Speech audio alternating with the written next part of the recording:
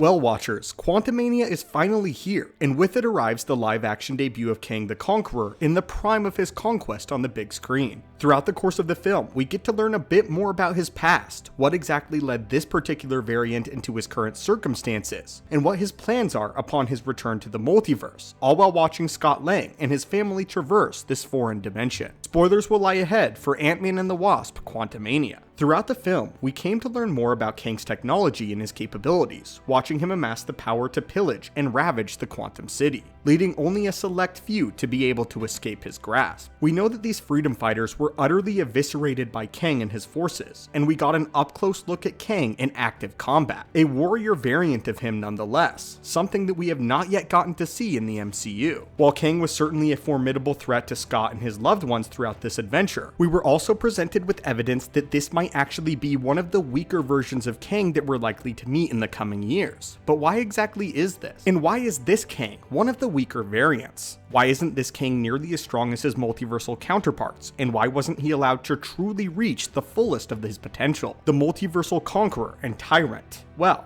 welcome today, watchers of the Marvel Multiverse, and let's explore why other variants are likely to be much more powerful than this version, and what this variant would need in order to reach his full power. First though, let's address the state in which we find this Kang when he is first encountered, which is as a supposed refugee who crash landed his ship, though later we learned that this was ultimately a lie. When he crashed, he has nothing but the remains of his ship, and fairly formal clothing, as well as a plasma blaster, but nothing seems to be too particularly impressive based on what we've already seen from him in the MCU. With Janet's help, he was finally able to reconstruct the power core to his vessel and access some of the technology that had previously been unavailable to him. This, however, is the driving force behind why exactly this version of Kang is particularly weak, which is that he is cut off from his primary source of power, that being, of course, the multiverse itself. Let us explain. While several Avengers and metahumans from across the multiverse have inherent power, Kang is a human who uses a wealth of technology to achieve his fullest potential, but at his core, he is of course still human.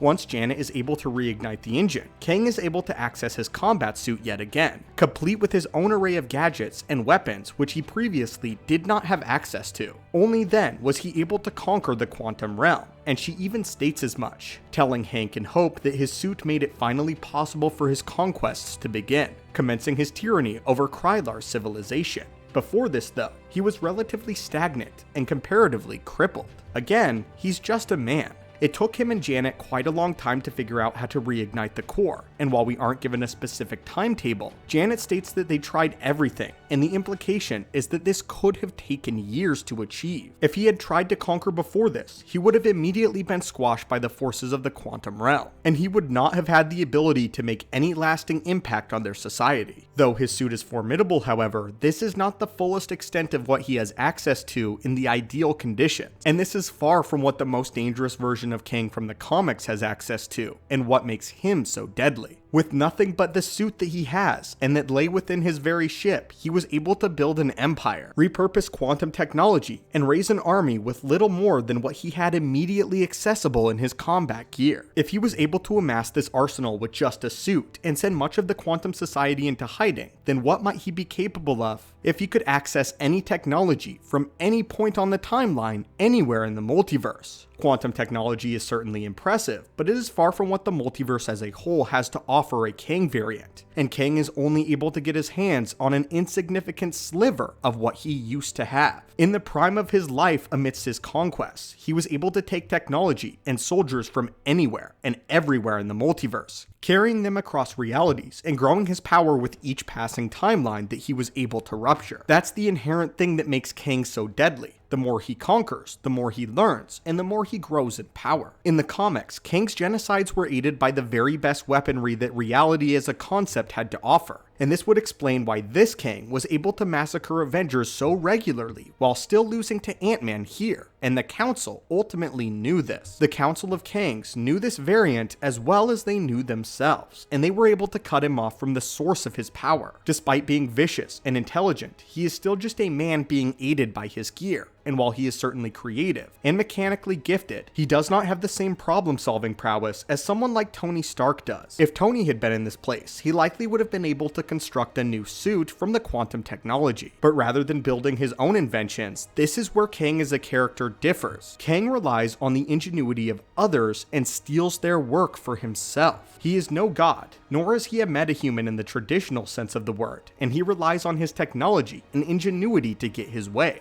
The ingenuity of everybody else. This is not to say that Kang cannot create his own gear, as several of his variants are incredibly gifted engineers. It's just to say that this one particular Kang seems to lack the innovation drive and ability to work with what he had beyond reconstructing his power core. Given what he had in the quantum realm, he was able to work wonders and grow into a position of power far beyond what most people could hope to achieve. But it still is just a sliver what he might actually be able to do with full access to any reality of his choice. We are not saying that this Kang specifically is weak. He's clearly incredibly powerful. It's just compared to the other variants that are coming, that he is indeed one of the weaker ones in his current state. This suit, the power source of his, this is just the beginning. We know that he was able to kill Avengers before, but this was in large part due to the fact that he could pull technology from far across the future and use it wherever on the timeline he wanted, far beyond anything that even Tony could have conceived of as his reality at his point in time.